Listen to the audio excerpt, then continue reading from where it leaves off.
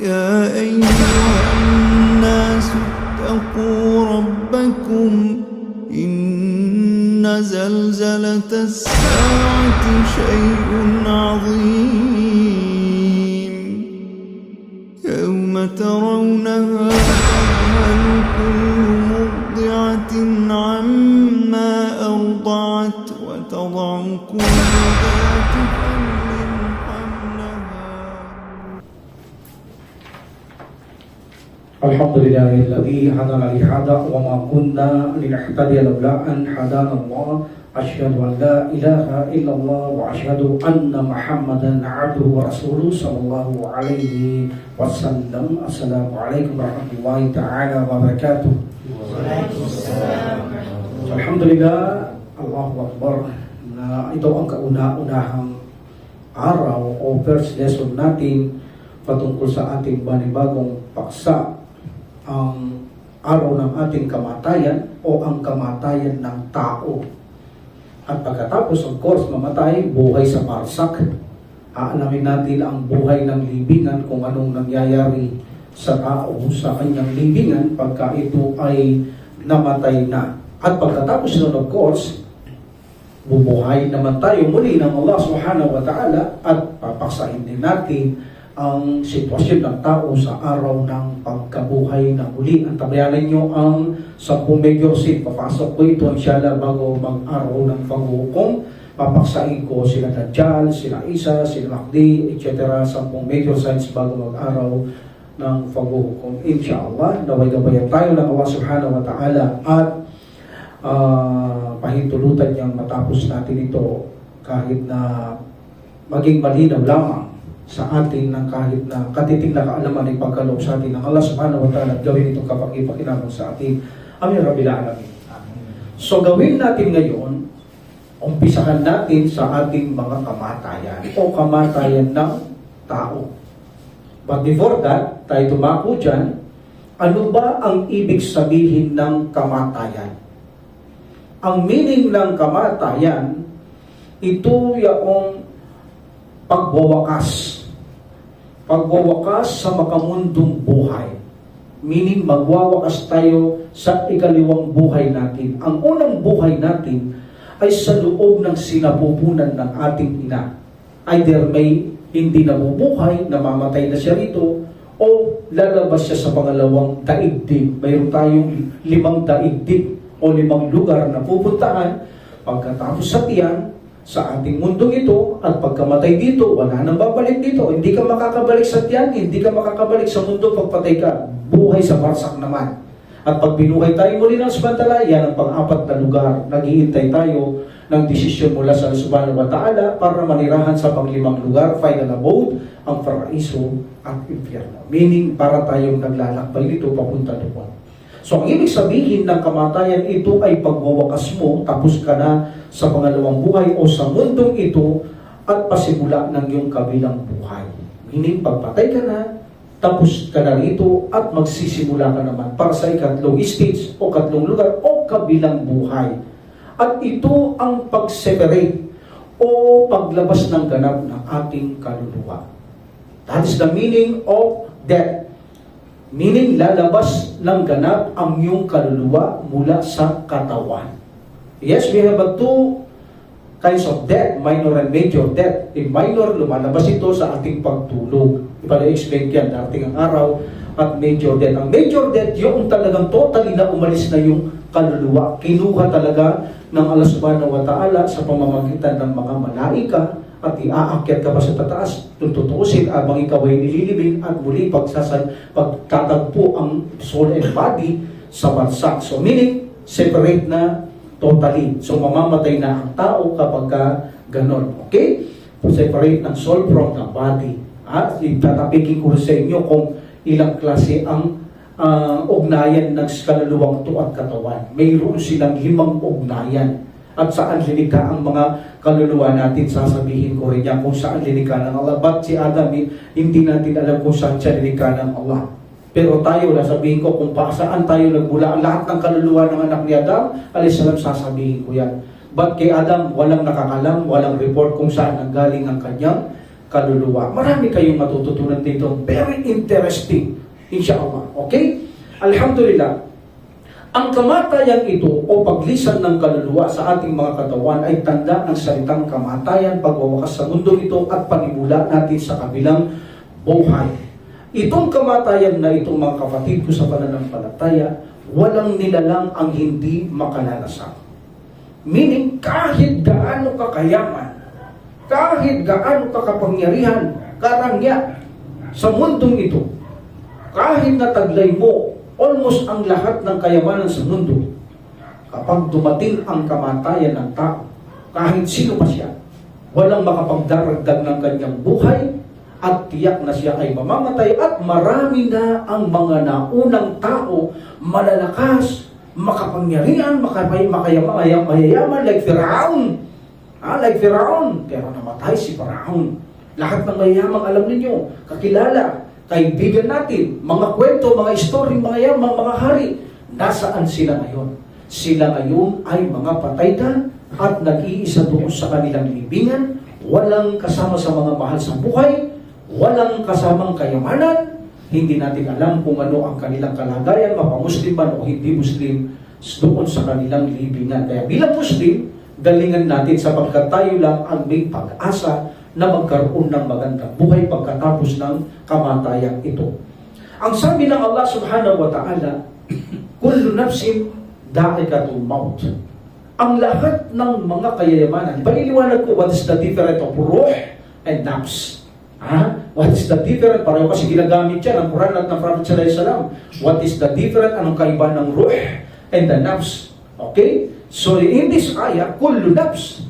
Kita nyo? Every soul. But sometimes, alam natin, ang nafs, this is a ruh, kaluluwa, ruhullah, Isa alayhi salam, wanafakna fiha min ruhila, at ilinigay namin o inihipan namin ang kaluluwa mula sa amin, kay Maryam.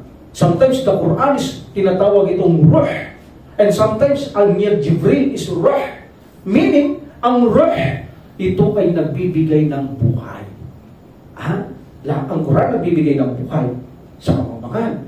Si Jibril, nagbibigay siya ng revelasyon. Diba? Nagbibigay ng buhay para magkaroon ng tamang gabayan tao. Ang kaluluwa, nagbibigay din ng buhay. So, meaning that is a ruh. And the nafs also, this is a similar. Because the Prophet sallallahu alaihi wasallam na sinabi niya, ang kaluluwa, ang sinabi niya din, the nafs. Kapag ang nafs ng tao ay lalabas, sinusundan ito ng kanyang paningin. So same, nafs and ruh. But sometimes, the nafs ay ginagamit ito sa ating sarili. Sarili. Meaning, mayroon tayong pandama, may puso tayo, may sense tayo, ginagamit yan sa ating sarili. But sasabihin natin nafs, there are three kinds of nafs. In the nafs, ala amaratul bisu, nafsul mutma'inna, nafsul lawama. Okay, this nafs, there's a difference. There are difference. Ang pinakamataas dito ay yaong nafsul mutma'inna. The nafsul mutma'inna yaong ang kaluluwa mo ay gusto niya, satisfy siyang gumawa ng mabubuti. And that lawama, yung nasa pagitan siya, yaong kapag nagkakagawa siya ng mali, pinagsasabihin niya ang kanyang sarili o bakit niya yung ginawa. That is lawama. And pinakamababa is amaratul bisu. Yung hilig ng kaluluwa ay masama. The other opinion, sabi na, no, that only two. Mutma'inna and lawama is natural. That's why only two. Lawama is natural. Kapag nagkamali siya, even mababa mataas, sinisisi niya ang sarili niya. That's why only two.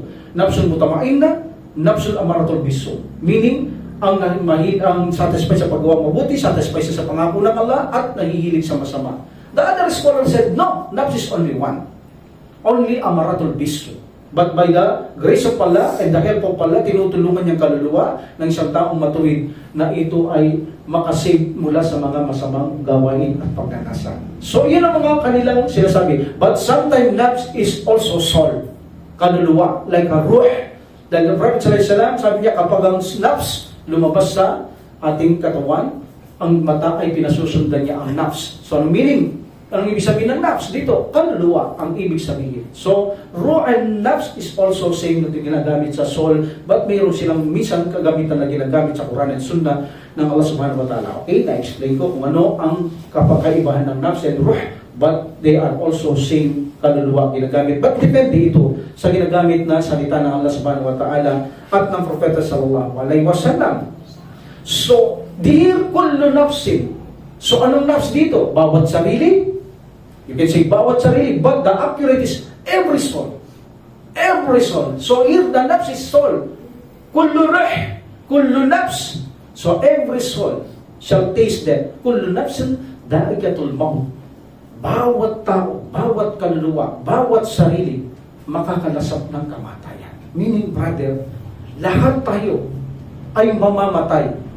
Hindi nga lang natin alam kung kailan at kung anong lugar, saang lugar, maaari tayong mamatay.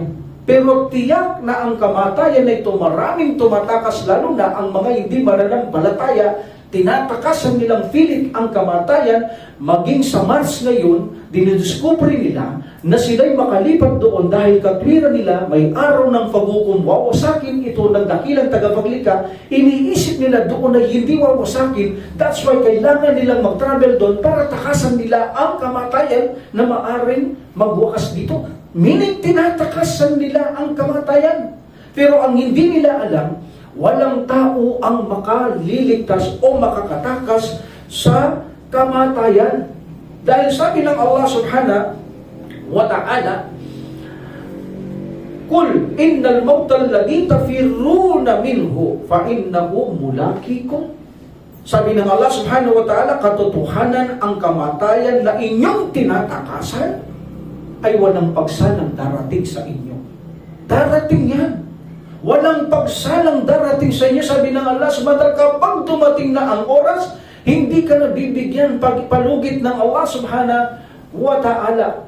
Kapag dumating na ang takdang kamatayan ng tao, baka sabihin pa sa iyo ng Allah subhanahu wa ta'ala, kahit na sa Quran, sino ang makapagdurugtong sa inyo ngayon ng kanyang buhay? Mayroon bang makapagdurugtong sa buhay niya? Tawagin niyo ang lahat ng magagaling na doktor, mga specialist na sinasabi niyo magagaling saan man mundo, at pagsama-samahin niyo sila at sabihin niyo sa kanila, ngayon, dugtungan niyo ng buhay yan.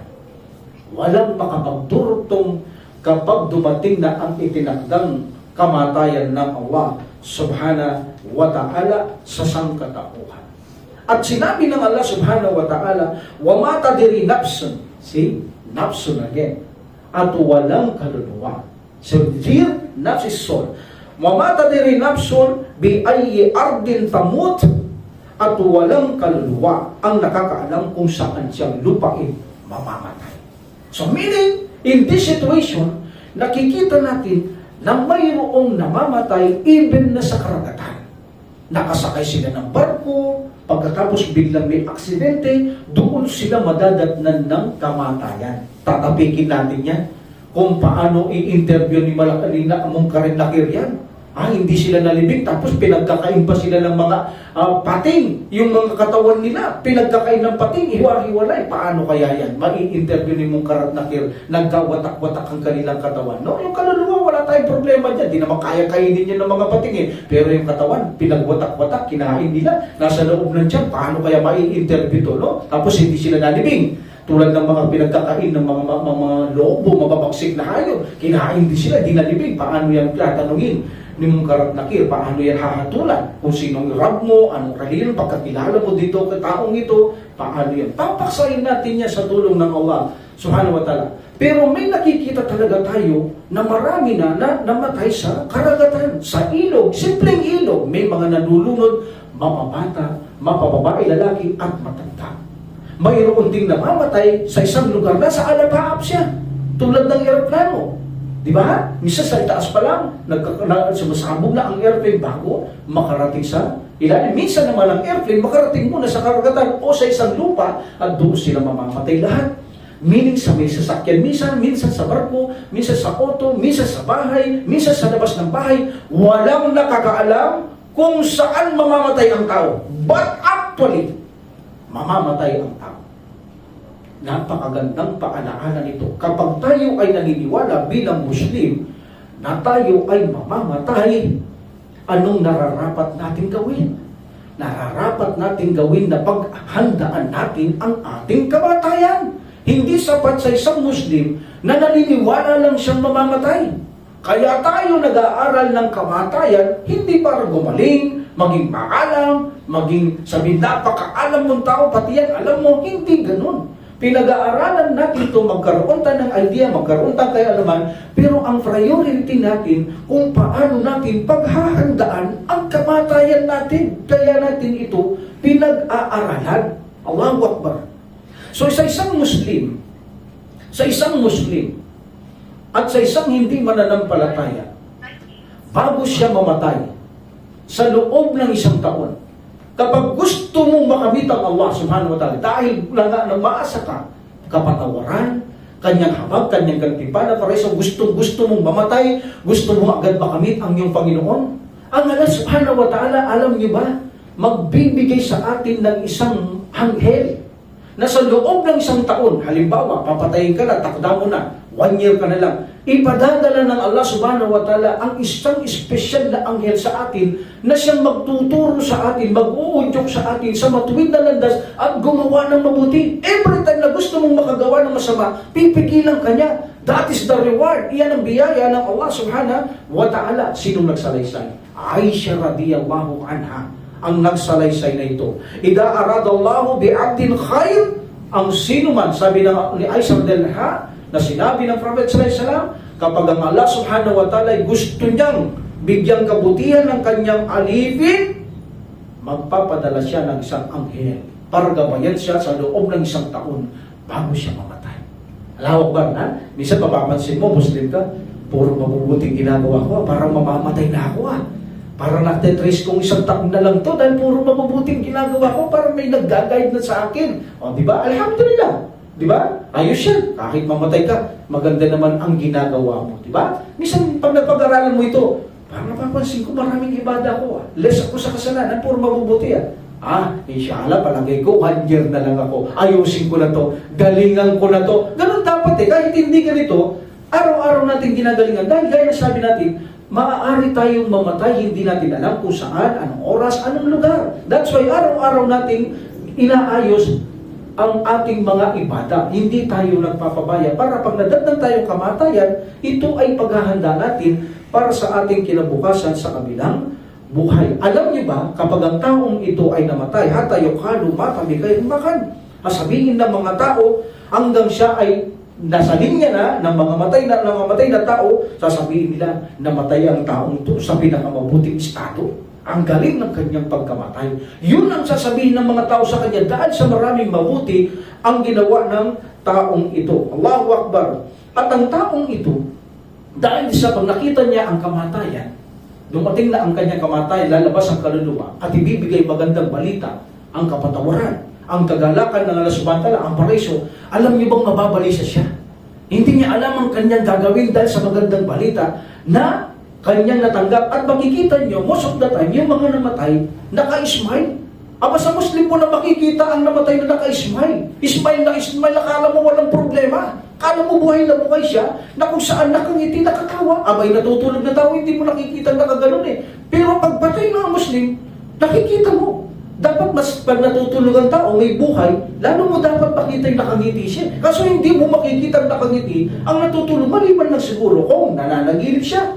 Pero itong mga patay na Muslim, walang buhay, less life sila, pero nakikita mo kung nakangiti, dahil pa yung mga tulog na kung saan hindi nakangiti, sila'y masaya-masaya, naiisipin mo, parang hindi patay ito, parang buhay na buhay ito kung nakangiti. Dahil sa magandang balita na natanggap nila kay Allah subhanahu wa ta'ala. That's why, ang sabi ni Prophet sallallahu alaihi wasallam, ang sino mang Muslim o tao na gusto niyang makamit ang Allah, ang Allah ay nagagalak din gusto niyang makamit ang kanyang alipin. Ito ang hadith.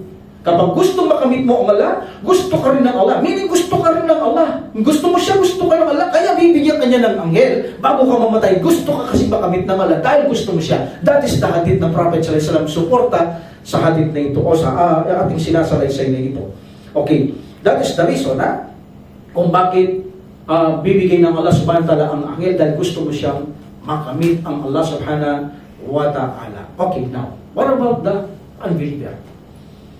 Ang isang unbeliever na alam ng Allah subhanahu wa ta'ala na hindi siya mananampalataya. Like for example, Abu Jahal, alam niya ng Allah subhanahu wa ta'ala na hindi siya mananampalataya. Abu Lahab, alam niya yan. Kita mo, binagsakan niya agad si Abu Lahab. Bakit? May pagkakataon pang magsisi si Abu Lahab, buhay pa siya noon. Dumating yung Suratul Masad. Buhay na buhay. So bakit? Nandoon na. At tapos may balita na susunugin sila sa impyernong apoy. Dahil alam ng Allah subhanahu wa ta'ala, dahil alam niya ang inaharap na hindi sila mag-e-embrace. Napansin niyo si Iblis? Ang haba ng panahon ni Iblis. Pwede magtauba yan. Hindi ba hindi tumanggap ng tauba ang Allah subhanahu wa ta'ala kahit gano'n kasama. Pero alam ng Allah subhanahu wa ta'ala, hindi magtatauba yan. Kaya pinangakuan na siya na impyerno. So ito ang sinasabi natin kapag ang tao alam ng Allah subhanahu wa ta'ala, wala siyang planong makamit niya ang Allah subhanahu wa ta'ala, hindi siya maniniwala kay Allah subhanahu wa ta'ala. Bago siya mamatay, 1 taon bibigyan siya ng demonyo ng Allah subhanahu wa ta'ala. Bibigyan siya ng devil ng Allah subhanahu wa ta'ala na mag-aakay sa kanya ng gumawa ng masama hanggang madatlayan ng kamatayan upang lalong maging mabigat ang kanyang kaparusaan kay Allah subhanahu wa ta'ala.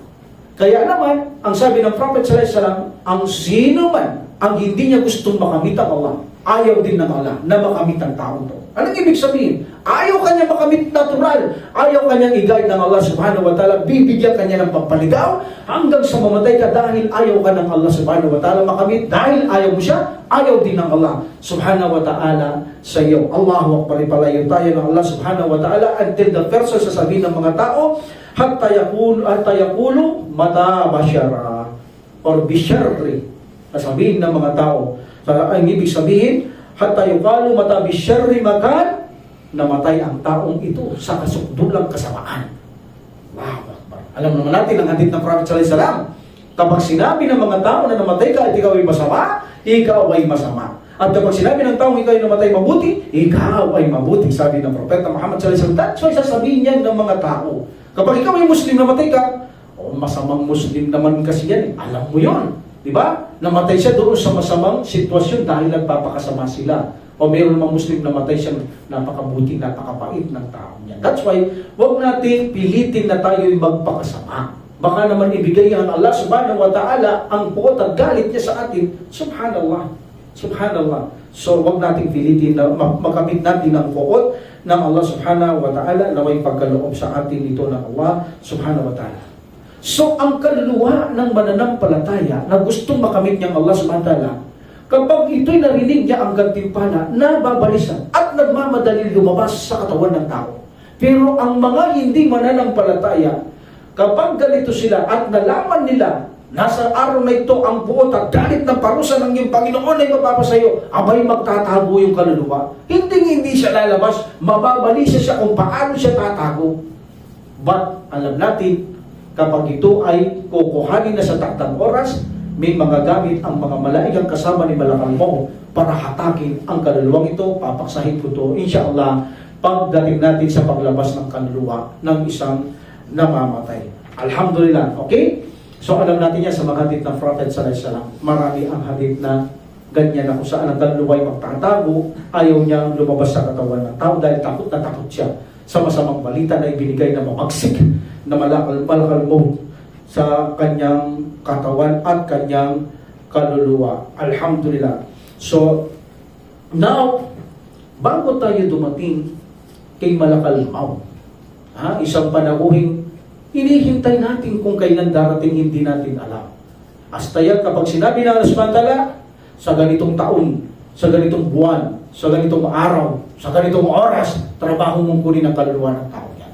Doon darating yung panahuhin natin na yan, na hindi natin sinasadya at bigla na lang makikita ang Malakal Maut na yan. Sana ready tayo palagi sa pagdating niya dahil hindi natin alam yan kung kailan darating. No need visa, no need passport. Hindi ka kailangan mag-passport, hindi ka kailangan visa, hindi ka kailangan paitulot mo na darating ka. Hindi ka kailangan, wala kang magagawa. Darating at darating yan kapag inutos na siya ng Allah subhanahu wa ta'ala. Okay? So ang Allah subhanahu wa ta'ala, linikha niya ang ating mga buhay na may sukat, meaning may takdang panahon. may takdang inumin, may takdang pagkain, may takdang paglanghap ng hangin, hanggang kailan ka lalanghap, hanggang kailan ka iinom, hanggang kailan ka kakain. Meaning, mayroong kang takdang kamatayan. May sukat tayo, lahat tayo. Walang nakakaalam kung ano ang agwat o sukat ng ating edad bago tayo mamaalam sa mundong ito. Ang mahalaga sa atin ay alam natin nakatakda na ang ating kamatayan.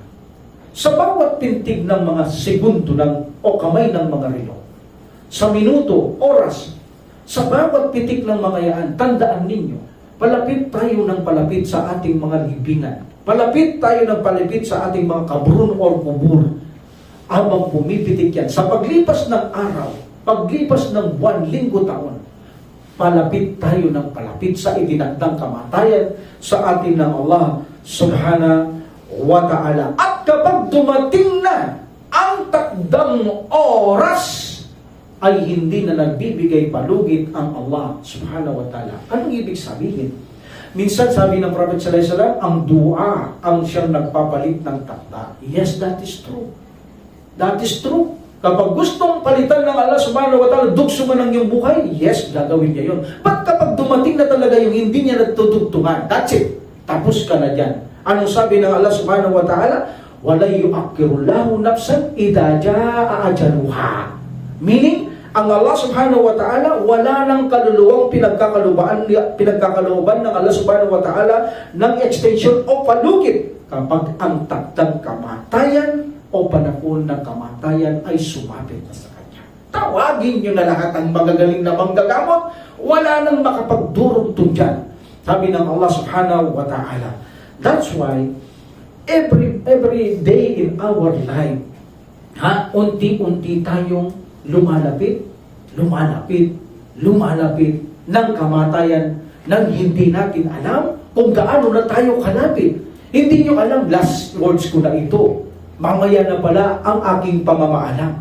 So meaning, kung ito'y paniniwala natin, maya-maya maaari tayo mamaalam na maganda yan. Bakit? Dahil palagi kang natatakot, gusto mo palagi kang gumagawa ng mabuti, gusto mo palagi kang nagre-repent, nagtatawag kayo sa batala dahil baka sakaling mamaya na nga. Kaya magandang kaugalian niya sa iyong sarili. Kaya makabilang sa isang magandang estilo ng Muslim, na ito naman ay hindi salungat sa ating pananampalataya. At ito ay agree ang sunnah ng Prophet sallallahu alaihi wasallam na sinabi niya, kapag dumating sa inyo ang umaga at nagising kayo, huwag nyo lang akalaing darating pa kayo ng gabi. Anong ibig sabihin? Palagi mong isipin na maaari ka ng mamatay. Na sinabi ng Prophet sallallahu alaihi wasallam, yes, buhay ako ngayon. Pero hindi ko alam ang takda ko. Huwag mo nang isipin, sabi ng Prophet sallallahu alaihi wasallam, na aabot ka pa mayang gabi. At kung ikaw ay gising sa gabi at natulog ka, huwag mong sabing aabot ka pa ng umaga. Walang nakakalam. Anong ibig sabihin ng mensahe? Ibig sabihin, magpreparado ka sa iyong mga hinaharap na kamatayan o inaharap nyo kamatayan, meaning paghandaan ninyo. Huwag kayong magpabaya. Huwag nyo isipin, mahaba pang buhay ko, bata pa ako. Huwag. Walang nakakaalam sapagkat kapag dumating na ang takdang kamatayan, walang makapagdurugtong dito. Kapag dumating na sa malakal maut sa harapan natin, hindi mo siya pwedeng itakoy, huwag muna ngayon, umalis ka muna rito. Hindi siya aalis dahil ang trabaho niya ay kunin ang kaluluwa para magkaroon ka ng kamatayan by the will of Allah. Dahil ang kamatayan, ibig sabihin, isi-separate nila ang kaluluwa, tatanggalin sa katawan para mamatay ang iyong katawan. Iyon ang trabaho niya. Hindi mo sasabihin, umalis ka muna dito, balikan mo na lang. Wala kang magagawa. Kapag dumating na ako, sabihin pa ni Malakal Maut, dumating na ako ngayon. Walang makapagtataboy sa akin, kundi sa araw na ito, kukunin ko ang iyong kaluluwa sa ayaw at sa gusto mo. Dahil sumusunod ako sa aking Panginoon, this is the command, kukunin ko ang iyong kaluluwa. Wala kang magagawa. Ihintayin pa ba natin na dumating si Malakal Maut sa ating harapan bago tayo magsisi, bago tayo magtauba, bago tayo magpakabuti? Hindi. Inaasahan na natin ang pagdating niya at pagdating ng ating kamatayan sa pamamagitan ng paghahanda palagi ng mga gawaing mabuti para sa ikalulugod ng Allah subhanahu wa ta'ala at gustong-gusto natin makapiling, makasama ang Allah subhanahu wa ta'ala. Ni Friday, ilakida, makikita natin ang Allah subhanahu wa ta'ala ni Friday. Makikita natin siya, ito ang akida natin, marungat mayroong naniniwalang hindi makikita ang Allah subhanahu wa ta'ala. Patutunayan natin makikita ng mga Muslim na magtatagumpay sa paraiso? Si Allah subhanahu wa ta'ala from hadith, from Quran, patutunayan natin yan insyaallah. Alhamdulillah. So in this situation, ang mga anghel na ang anghel na kamatayan ay darating sa atin. Sapagkat pangako ng Allah subhanahu wa ta'ala, bawat tao na mamamatay ay mayroong anghel na nakatutok sa kanya upang kunin niya ang ating kaluluwa. In Quran, kul yatawaffakum malakul mautil ladhi wukila bikum thumma ila rabbikum turja'un. Anong sabi ng Allah subhanahu wa ta'ala? Sa inyo ay may malakal maut wukila bikum na nakatalaga sa inyo na siyang kukuha. Yatawaffakum, na siyang kukuha sa inyo. Meaning siya lang ang huhugot ng kaluluwa. Ang mga anghel ng kamatayan na nakatalaga sa isang tao, ang huhugot ng iyong kaluluwa, tumma ila rabbikum turja'un. Meaning, at ibabalik kayo sa inyong Panginoon. Meaning, pagkabuhay na muli, babalik tayo sa Allah subhanahu wa ta'ala upang hukuman niya tayo sa ating mga ginawa. Alhamdulillah. Now, bago tayo dumako sa paghugot ng kaluluwa, ang mga tao, alam natin, ay mayroong dalawang kondisyon sa mundong ito. Isang mananampalataya at isang hindi mananampalataya. In Quran, from verse Baqarah 1 to 20, tatlong pinakita. And the hypocrites. Papasok ko siya dito sa naniniwala kay Allah. Okay, dalawang tao, hindi naniniwala kay Allah sa sugo ng Allah at sa Islam. Pangalawang tao, naniniwala sila kay Allah sa sugo at sa Islam. But mayroong kondisyon ang mga tao na sa loob na paniniwala ito. Okay? So wala tayong dapat pag-usapan sa mga hindi naniniwala o nananampalataya. Wala tayong dapat pag-usapan. Meaning hindi sila kumikilala kay Allah subhanahu wa ta'ala, hindi sila sumasamba kay Allah subhanahu wa ta'ala, hindi sila naniniwala kay Prophet sallallahu alaihi wasallam, hindi sila naniniwala sa Islam. That's it. Tapos na sila. Dako tayo sa kalagayan ng mga taong naniniwala sila kay Allah, naniniwala sila kay Prophet sallallahu alaihi wasallam, at naniniwala silang Islam ang kanilang relihiyon. Okay. Number one, sa mga sinabi kong naniniwala, yaong mga sa bibig lamang. Pero sa puso sila ay hindi naniniwala. Yaong mga hipokrito. Naniniwala lang sila sa kanilang mga salita. Dila, pakitang tao. Pero deep inside, hindi sila totoong naniniwala. That's why pinakilala sila ng Allah subhanahu wa ta'ala sa Quran kay Prophet sallallahu alaihi wasallam dahil mahirap silang kalaban, hindi mo nakikita yung loob. Pinakilala niya ang gawain ng mga hindi totoong Muslim. Nagsasalita sila nagsasabi na naniniwala sila, pero totoo, hindi sila naniniwala. Like for example, sabi ng Allah subhanahu wa ta'ala, idza ja'akumul munafiquna qalu nashhadu innaka la rasulullah. Kapag sila ay lumapit sa iyo, mga munafik Muhammad sallallahu alaihi wasallam, sasabihin nila katotohanan, diin pa. Ikaw ay sugo ng Allah, mensahero ng Allah. Di ba? Ano sabi ng Allah subhanahu wa ta'ala? Sabi ng Allah subhanahu wa ta'ala, alam niya na siya ay sugo niya ang propeta sallallahu alaihi wasallam. Di ba? And then Allah subhanahu wa ta'ala, sabi niya, wallahu yashhadu innal munafiquna lakadibun. Tanggal rin na nagtetestify kung saan sila nagtestify na ikaw sugo ng Allah, nagtetestify siya Allah sa kanyang sarili. Sabi niya, ang mga munafik ay mga sinungaling, Muhammad. Hindi nagsasalita lang yan. Hindi totoong naniniwala sa Islam. But in words, maririnig nyo, naniniwala sila kay Allah, subhanahu wa ta'ala, kay Prophet sallallahu alaihi wasallam sa Islam, but in their hearts, hindi sila naniniwala. That's why makikita mo, wa minan nasi, ano sabi na Allah subhanahu wa ta'ala? Wan minan nasi may yaqulu amanna billahi wa bil yawmil akhir wa ma hum bimu'minin. Diba? Sabi nila, hipokrito ito. Sa mga tao may nasasabi, naniniwala sila kay Allah sa kabilang buhay, ba't sila hindi nananampalataya? Sabi ng Allah subhanahu wa ta'ala, hindi totoo yun. Yukhadi'un Allah walladina amanu wa ma yakhda'una illa anfusahum. Iniisip nila, malilin lang nila si Allah, at ang mga mananampalataya, hindi, nililin lang lamang nila ang kanilang sarili, ngunit hindi nila ito nauunawahan. That's why, iyan ang unang tao sa loob ng Islam na naniniwala sila kay Allah, kay Prophet sallallahu alaihi wasallam sa Islam, ngunit sa dila lamang at wala sa puso. They are equal, unbeliever. Mas masawa pa sila sa mga unbeliever. That's why malalim ang parusa niya sa impyernong apoy ang mga munafik. Number two, yung mga taong lumabas sa Islam. Yes, sila'y naniniwala din kay Allah, kay Prophet sallallahu alaihi wasallam sa Islam. ngunit sila ay nasa labas ng bakod ng Islam. Okay? Like for example, the Shia, sobra-sobra ang pag-iinsulto sa reliyon ng Allah subhanahu wa ta'ala at kay Allah, at kay Prophet sallallahu alaihi wasallam, at sa mga sahaba radiyallahu anhum, ang pag-iinsulto ng mga taong ito at ang kanilang akida, subhanallah. I give you one example. All of the imam ng Shia ay attributes ng Allah. Meaning kung walang imam, wala si Allah. Subhanallah. Diba? O, diba? Ang Quran, dinagdagan nila ng 2 surah. Ang surah ng Quran, chapter 1 hanggang 160. So meaning, niloloko nila ang Allah subhanahu wa ta'ala, niloloko nila ang Prophet sallallahu alaihi wasallam, niloloko nila ang mga sahaba, niloloko ang reliyon ng Allah subhanahu wa ta'ala, even na in-translate ng kanilang Quran.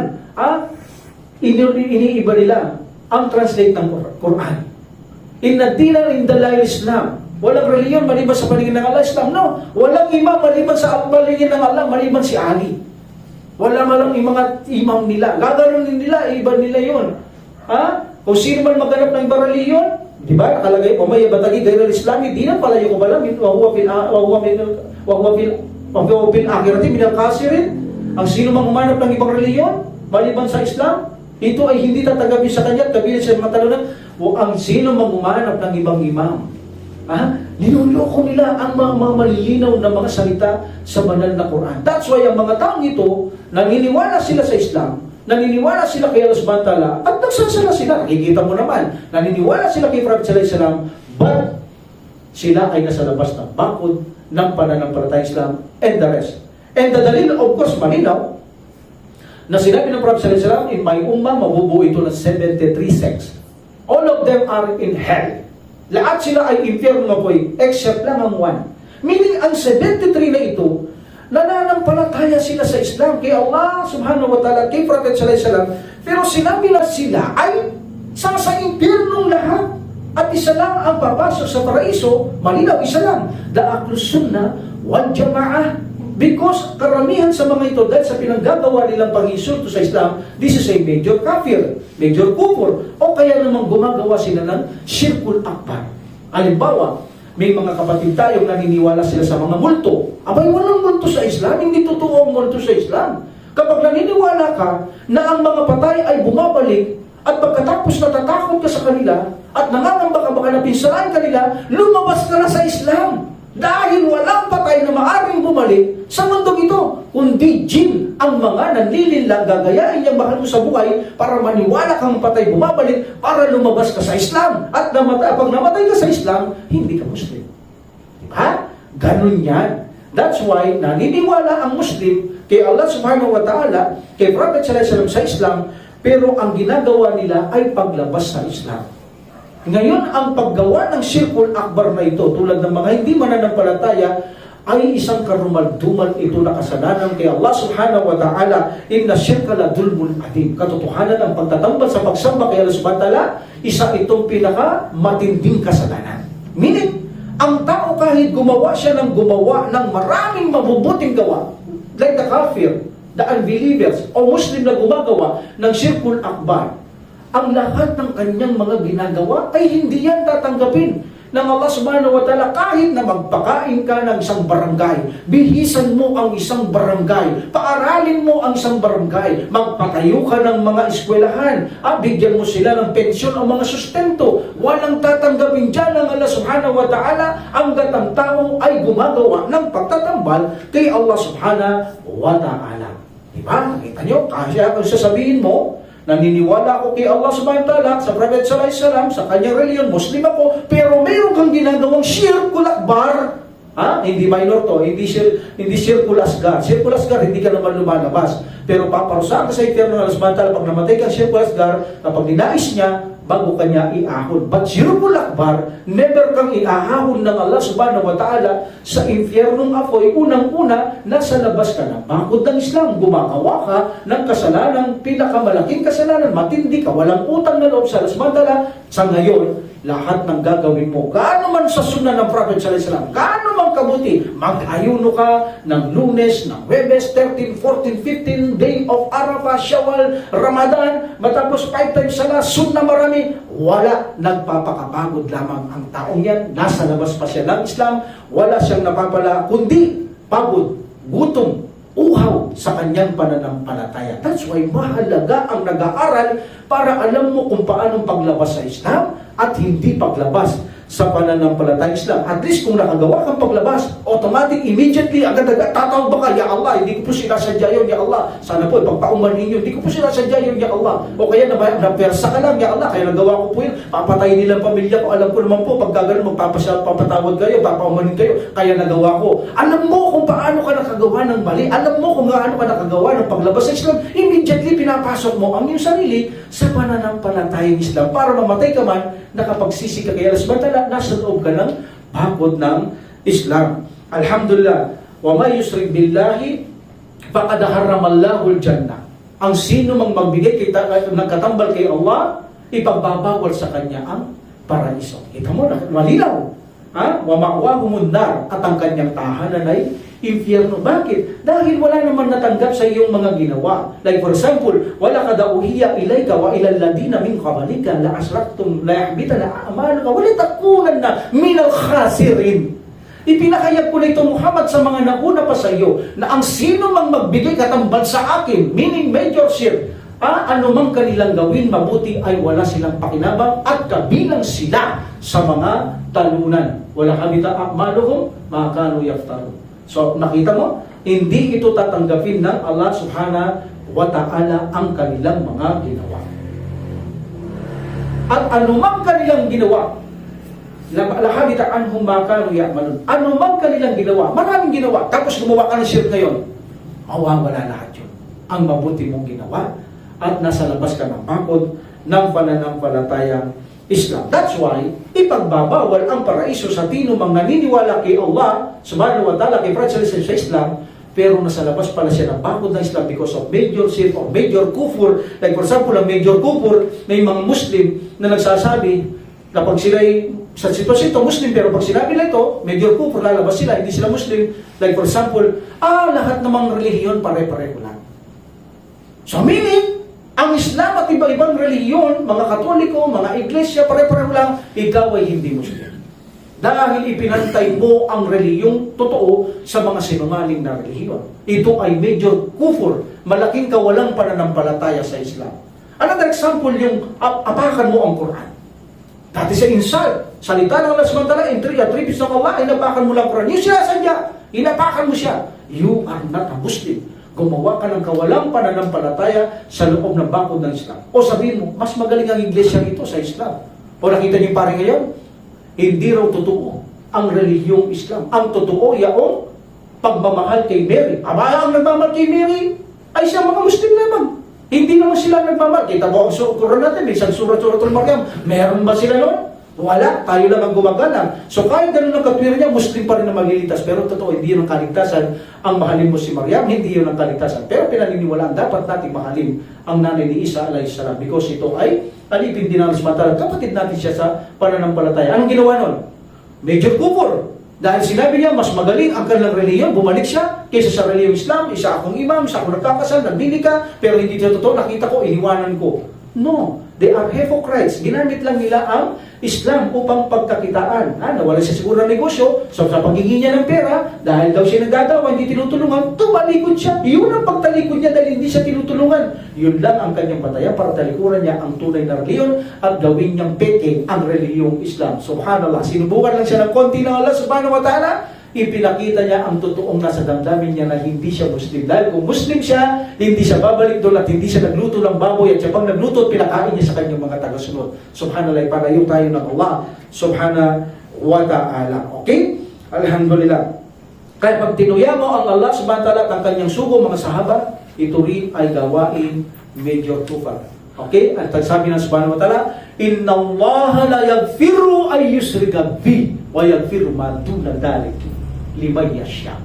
At ang Allah subhanahu wa ta'ala, hindi niya pinatatawan ang pagbibigay katambal sa kanya. Ngunit, kung hindi ka nagbibigay katambal, meaning, anumang kasalanan ng ginawa mo, mapapatawad ng Allah subhanahu wa ta'ala kung kanyang nanaisin. Meaning, yung gumagawang shirk, walang kapatawaran. Inna Allah, if you study inna, truly, dinidiinin niya. Tapos mayroon pang la, musakla, la, diin din ito. Meaning, dinidiinan niyang walang patawad. ang nagbibigay ng katambal kay Allah subhanahu wa ta'ala, maliban lamang kung sila ay manumbalik kay Allah subhanahu wa ta'ala. Ang kanilang masasamang mabuti ay gagawin pa ng Allah subhanahu wa ta'ala ang ginawa nilang masama at gawin itong mabuti. Nang sumatra, patatawarin sila, tatanggapin sila ng Allah subhanahu wa ta'ala. Kaya tayong mga balikis lang, no? Mayroon tayong mga kapatid dito, siyempre inborn sila.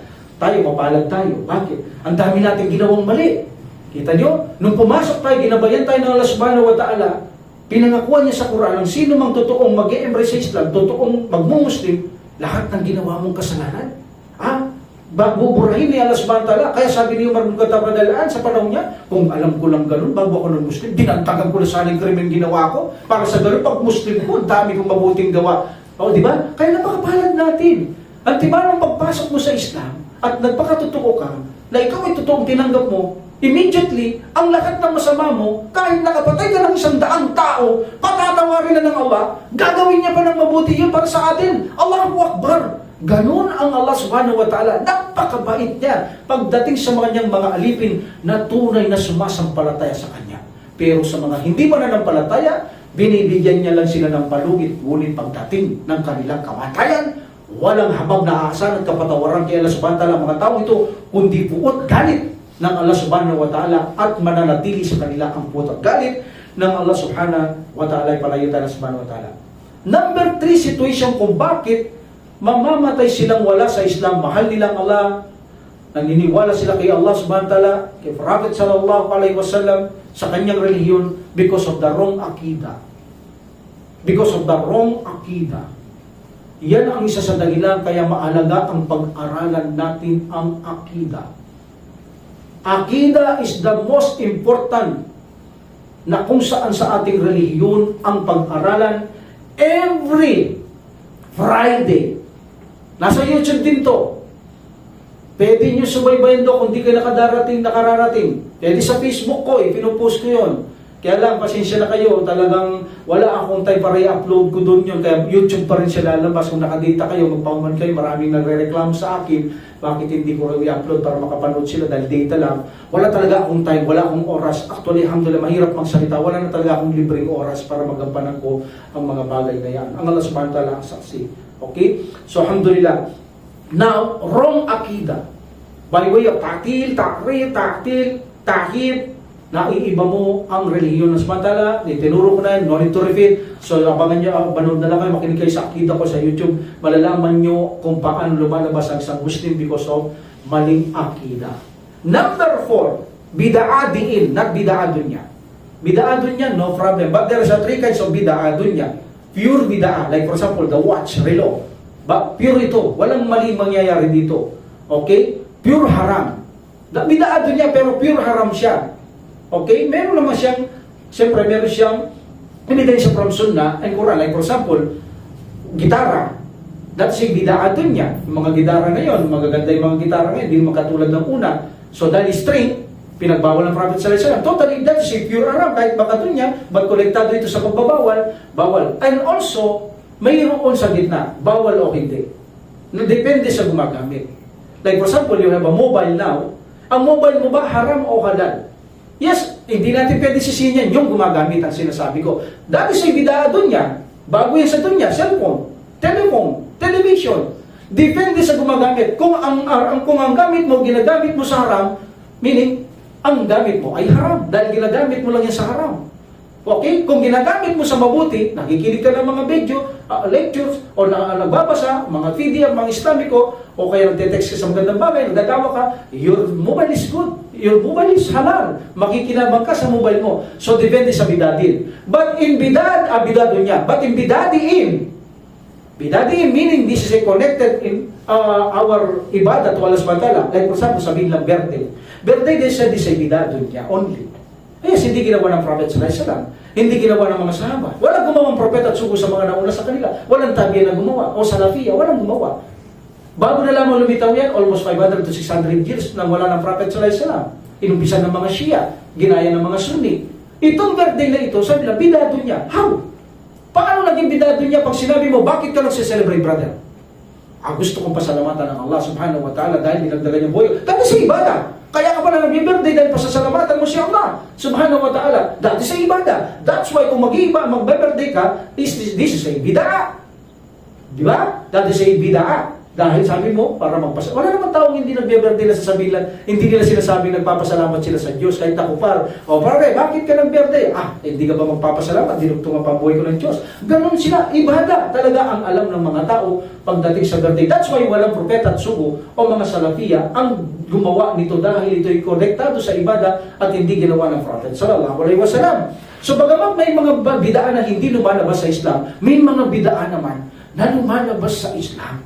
Like for example, bidaang pagpunta sa puntod ng Prophet sallallahu alaihi wasallam at saka kahihingi ng pamamagitan sa kanya doon kay Allah subhanahu wa ta'ala, siyang manawagan dahil higit siyang didinggin ng Allah, ang Prophet sallallahu alaihi wasallam, manawagan siya. So pupunta ka doon, walang kumawalan sa panahon ng Prophet Muhammad sallallahu alaihi wasallam at hindi pinapahintulot sa akida o paniniwala natin na pinagbigyan ng Allah subhanahu wa ta'ala na mamagitan si Prophet sallallahu alaihi wasallam kapag siya ay nasa libingan. Walang pahintulot yun.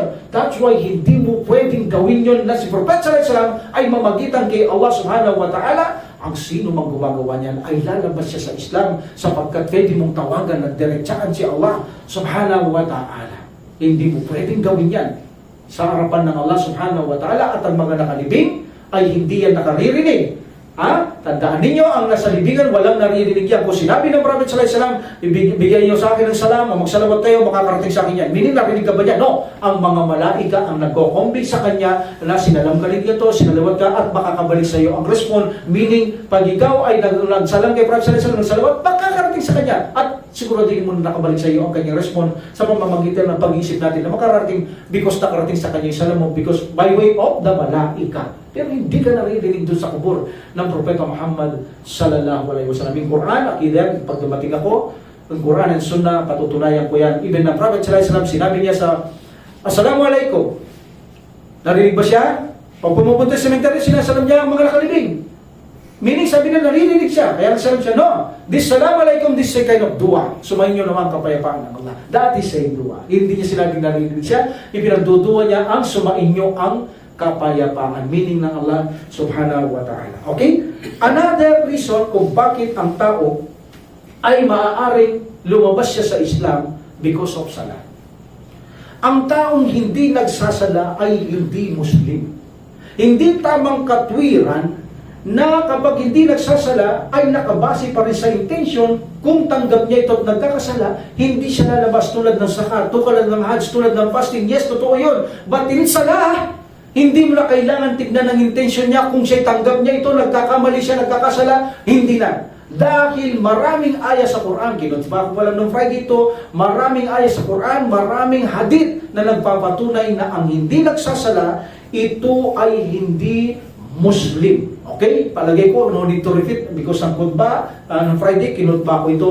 But the most important, ang kaibahan natin sa hindi Muslim at Muslim ay ang sala. Ang sino mang lumisan ng kusa sa sala, siya hindi kabilang sa atin, sa ibang riwaya, sabi ng Prophet sallallahu alaihi wasallam, hindi siya mananampalataya. Okay? In Quran, marami din sa Quran, ang mga batayan natin, diyan like for example, masala ka kung pisakar, kalunong na kuminal musalim. Bakit ka nandito sa impyerno? Walang the name of hell is sakar. Sabi na, kasi hindi kami nagsasala o hindi kami kabilang sa mga nagsasala. Very, very clear. Okay? Kung marunong ka tayo madalaan, tinawag siya, sugatan siya, sabi niya, amen muminin, sala. Yes. Ang sino mang hindi nagsasala, hindi Muslim. Ali radalaan, sabi niya, ang hindi nagsasala, hindi believer. Ibn Mas'ud, infidel. Tumalikod siya sa kanyang reliyon. At walang sahaba na hindi agree na kapag ang isang tao hindi nagsasala, ay Muslim pa siya. No.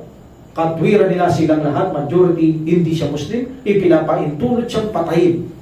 Pantulot siyang patayin at wala kang kasalanan, may reward kapag kay Allah subhanahu wa ta'ala. At ang mag-asawa, kapag ito ay hindi na nagsasalang isa, automatic huwag ka na magsalita ng divorce. Automatic divorce na kayo sapagkat hindi allowed sa isang babae o lalaki ang isang murtad na lalaki o babae na hindi nagsasala, meaning hindi siya Muslim kaya hindi na siya allowed sa iyo, automatic divorce. Hindi mo na kailangan magsalita ng divorce kayo na lalaki, automatic kayong hiwalay sa harapan ng Allah subhanahu wa ta'ala. Alhamdulillah. Okay? Alhamdulillah. Sa isang sala ng pabaya ka lang, si iba naman, sabi niya, hindi ka na Muslim. Ang iba naman, duhur asar. Ang iba naman, 5 sala. Kapag di mo sinalalahat yan sinadya, hindi ka Muslim. So, meaning, kahit na ganun katwiran lang, they are all agree na kapag hindi nagsasala, hindi siya Muslim. Alhamdulillah. So now, ito ang mga posibilidad na kung saan ay nasa labas ng Islam because sa mga ganitong sitwasyon. Magbibigay ng shirk, gumagawa siya ng bid'a na paglabas sa Islam, gumagawa siya ng akidang mali, gumagawa siya ng major kufur, major shirk, o hindi siya nagsasala. Okay? Now, bakit may mga taong mabibigo at hindi mabibigo? Mayroon din mga Muslim na mabibigo bago pumasok ng paraiso. Bakit kaya? Ano tayo pumunta doon sa paggugot ng kaluluwa? Alamin na muna natin sitwasyon natin para maituwid natin sarili. Ganun ako, tanggalin ko yun, mali pala yun. Bago man mahugot ang kaluluwa ko, kailangan maituwid ko sarili ko. So, lilihilaw muna natin ang mga sitwasyon ng tao, bakit sila lumalabas sa Islam, ngayon bakit naman tayo nagkakasala upang tayo ay maparusahan, o kaya bago tayo pumasok sa paraiso, parusahan ka sa impyerno mo, kapag hindi sapat yung parusa mo sa libingan para mapatawad ka ng Allah, susunugin ka pa rin niya sa impyerno bago ka niya ipasok sa paraiso. So, bakit kaya? Number one, because of dunya. Ito ang reason, itong mundong ito ay masyadong minamahal ng tao. Kung bakit madalas magkasala ang isang Muslim, magbayaran natin yung mga hindi Muslim. Talaga naman itong paraiso nila. Pumokus tayo sa atin.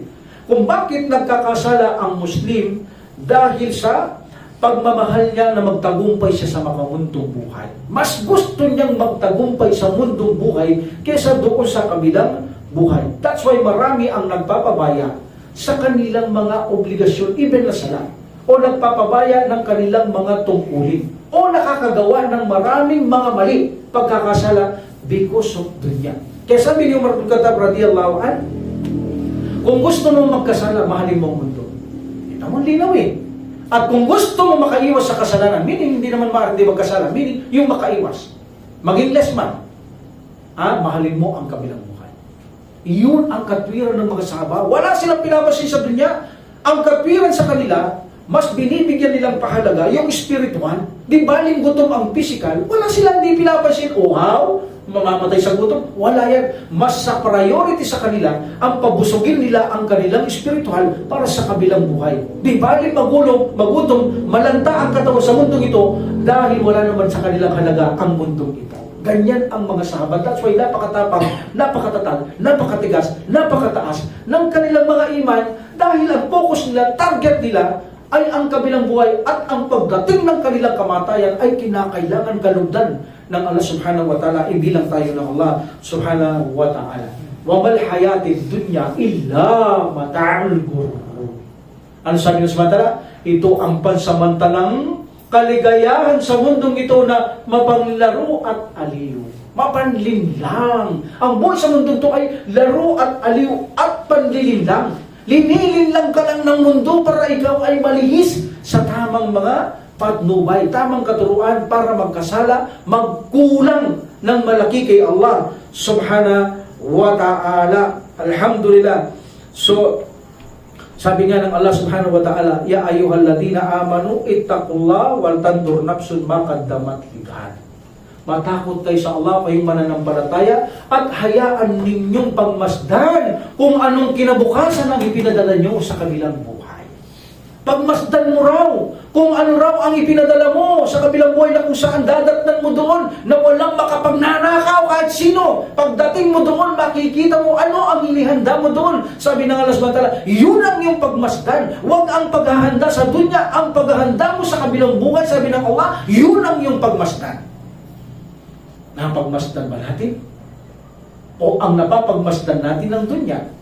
Okay. So sabi ng Allah subhanahu wa ta'ala, ayahan ninyong pagmasdan. Meaning, kung ano ang ipinadala nyo sa kabilang buhay, ya ayyuhalladhina amanu ittaqullah, o kayo mananampalataya, matakot kayo sa Allah. At hayaan ninyong pagmasdan kung anong ipinadala nyo, kinabukasan ninyo sa kabilang buhay. Napakaganda sa atin na magkaroon tayong estilo paano mapagandaan ito. Okay? I think dito tayo magtapos. Unang-una, pag-aralan natin ang reliyon. Paano yung paghahandaan nyo, hindi mo pinag-aaralan ang reliyon mo? Hindi mo alam ang tamang sala, hindi mo alam tamang fasting, hindi mo alam ang pagharap sa kibla, hindi mo alam ang paggawa ng wudu, paano ka makakapunta ron mga simpleng bagay, hindi mo alam. Lalo ng akida, yan, tauhid. So, kailangan nag-aaral ka.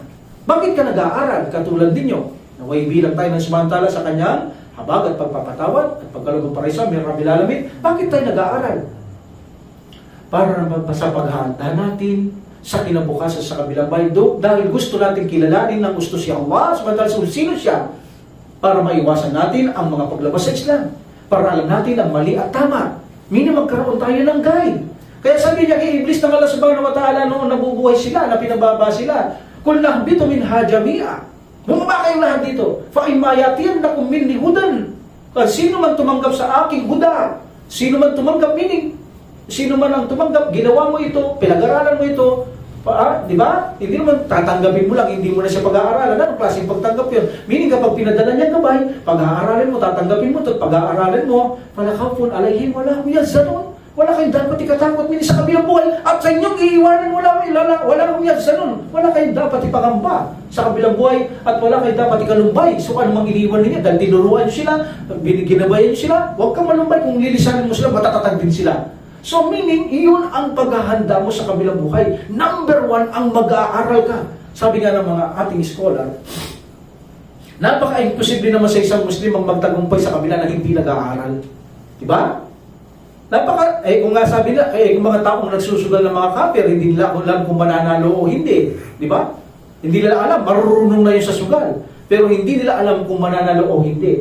Diba? Ito pa kayang hindi mo talaga alam ang isang sugal. Halimbawa, naglalaro kayo, o hindi mo alam laro, sasama ka, mananalo ka pag hindi mo alam laro. Kailangan alam mo yung laro bago ka sumama. Halimbawa, football, yan ang magandang sport. Pag football ka nang walang kaalam-alam sa batas ng football, kailangan pag-aralan mo yung batas. Ganon para ikaw ay makapasa. Ganon tayo dito.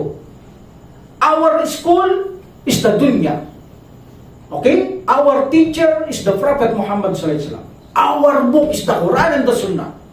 Meaning, nandito tayo sa paaralan lang ng Allah. Yes, ito ang paaralan ng Allah. Why? Kasi bawat kilos mo rito, kailangan alam mo.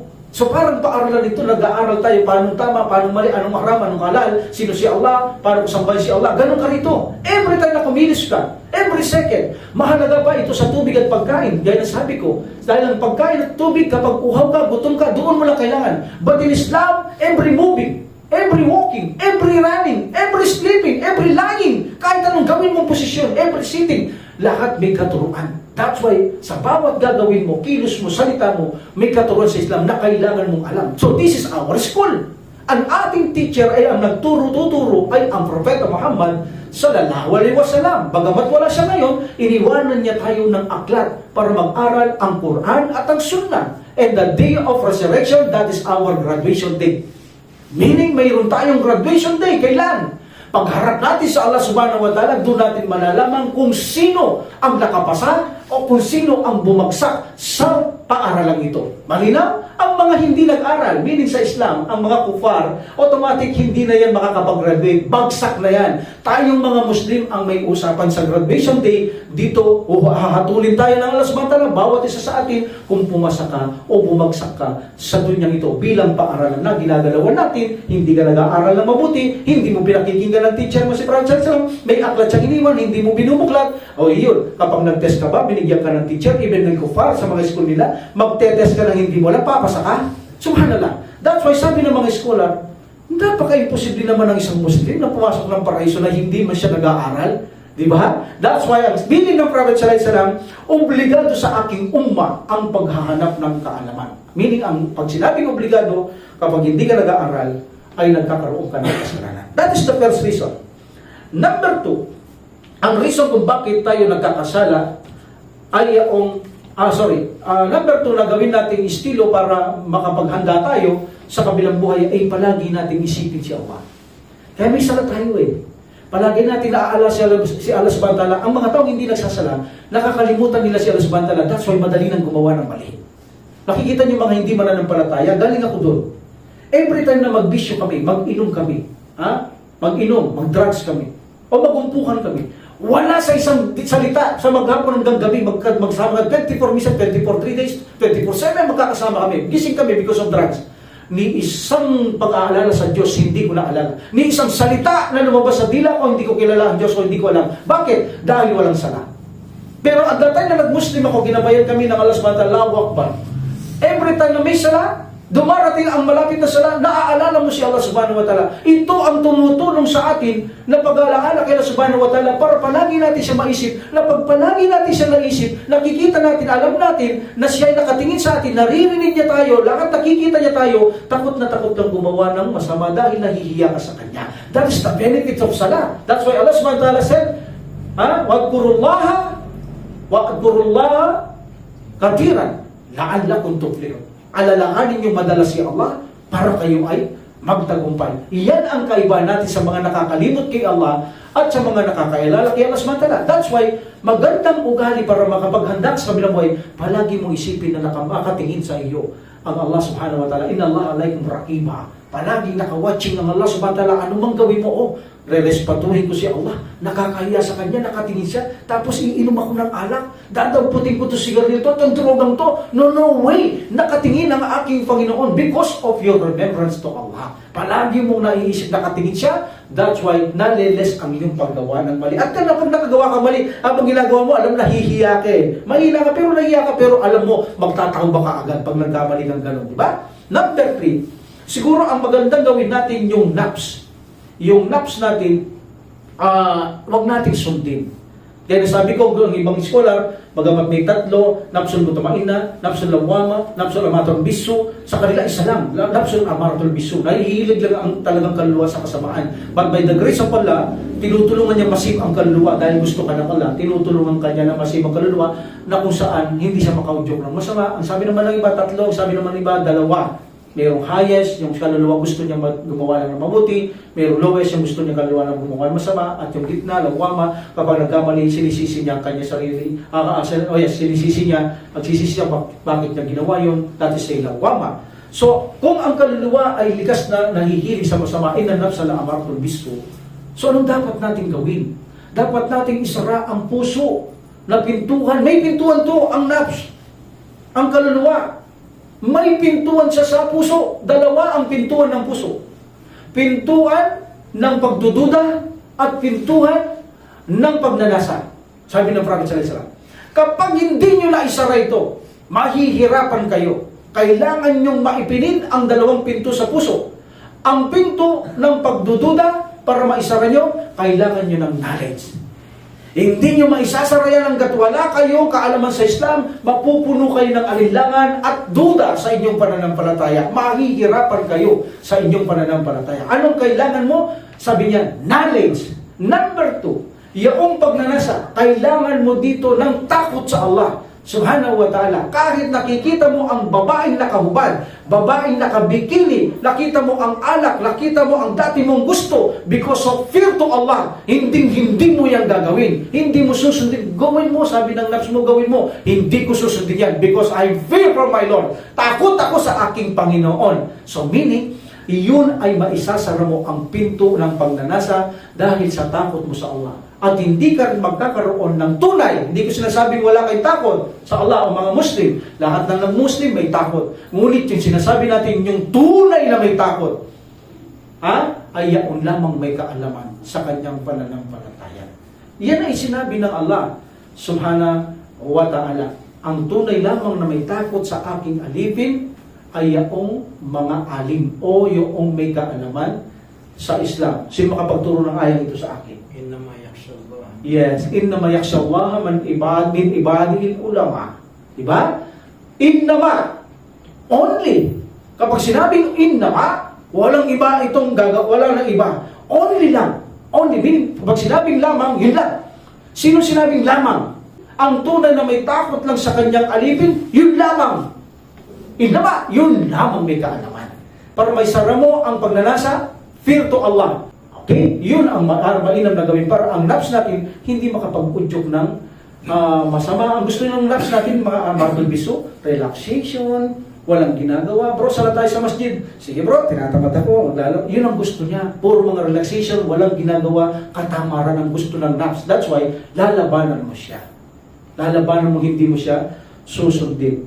Alhamdulillah. So, ganun din, bilang paghahanda natin sa kabilang buhay, ugaliin natin ang humingi ng tawad sa Allah subhanahu wa ta'ala. Kung maaari 70, 100 times a day, tulad ng Prophet sallallahu alaihi wasallam, ay mahalaga ito upang malinis tayo sa ating mga pagkakamali at pagkakasala mula sa kasalanan na nagawa natin kay Allah subhanahu wa ta'ala. Yan ay kabilang natin na mahalagang bagay sa paghahanda natin sa kabilang buhay. That's why Allah subhanahu wa ta'ala said, Ya ayyuhalladhina amanu tubu ilallah. Tubu ilallah tawbatan nasuha. Asa rabbukum mayukaffir ankum sayyi'atikum wa yudkhilukum jannatin tajri min tahtiha al-anhar. O kayong mga mananampalataya, magtawba kayo ng matapat kay Allah, sakali kayo ay patawarin ng Allah sa inyong mga kasalanan at papasukin kayo doon sa paraiso ng mga ilog na umagos sa ilalim ng mga puno nito. Okay? So, ganun din, bilang paghahanda natin sa kabilang buhay, matuto tayong magkwenta ng ginagawa bago ka matulog. Diskarte ito ng mga sahaba.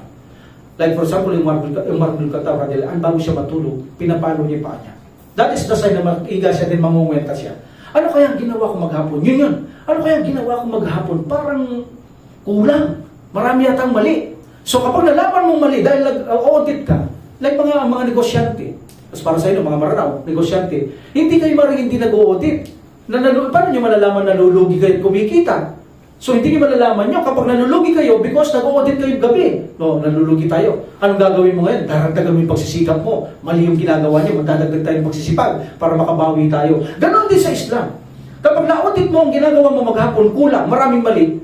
Oh, parang nalulugi ako sa gawa. Titindig ka, maghuhudo ka, magbibitir ka, o magtahajud ka, kukuha kang Quran, magbabasa ka, makikinig ka, bago ka matulog, yung alam mo nang natabunan mo na ang mali mo sa maraming mali sa maghapon, doon sa gabi ngayon. Mamatay ka man na hindi magising, alhamdulillah. Yun ay paghahanda. Natututo kang magkwenta bago ka matulog. Alhamdulillah, lalo na kung maganda maghapon, ang dami kong ginawang mabuti. Yung kasalanan ko, bilang ko lang. Alhamdulillah. Ngayon gusto mo pang tabunan yun. May 3 kang ginawang mali. Kumuha ka ng Quran, nagbudo ka, nagsala ka. Alhamdulillah, nabura mo na yun. Sabi ng Prophet sallallahu alaihi wasallam, saan man kayo naroon, pasundan nyo ang masamang gawa ng mabuting gawa. Meaning yun ang tatabon ng inyong mga maling gawa. So, meaning bago ka namatay, habang natutulog ka, wala kang ginawang mali. At alam mong marami kang ginawang mabuti. Ang tawag doon ay waltang turap sunbakan na magligan. Paghahanda mo yan sa kabilang buhay. At finally, bigyan ko kayo ng finally, ang gawin natin ay mag-strive tayo, magsumikap tayong gumawa ng maraming mabuting gawa dahil sinabi ng Prophet sallallahu alaihi wasallam yan, magsumikap kayong gumawa ng maraming mabuting gawa by way of Prophet sallallahu alaihi wasallam in Quran para mapadali sa inyo ang pagpasok sa paraiso. Sabi ng Prophet sallallahu alaihi wasallam, okay, tatamad-tamahan. Ibig sabihin, magsumikap kayong gumawa ng maraming gawa. Iyan ang dahilan para mapadali kayong pumasok sa paraiso ng Allah subhanahu wa ta'ala. Okay, now, dadakuin natin sa susunod time ng kamatayan ng isang tao. Mananampalataya man o hindi mananampalataya, sa abot ng ating makakaya. Pero kung meron pa akong isisingit dito bago tayo mating, lahat ito kapupulutan ninyo, insyaAllah, by the will of Allah. Okay? Bago natin takuan to, kapag nakapagsingit ako ng masibag kapakapaginabang, dadagdagan natin insyaAllah. Waqru da'wat alhamdulillah rabbil alamin wa salatu wa salam ala rasulillah. Subhanaka Allahumma wa bihamdika asyhadu an la ilaha illa anta astaghfiruka wa atubu ilaik. Assalamu alaikum warahmatullahi ta'ala wa barakatuh. Allah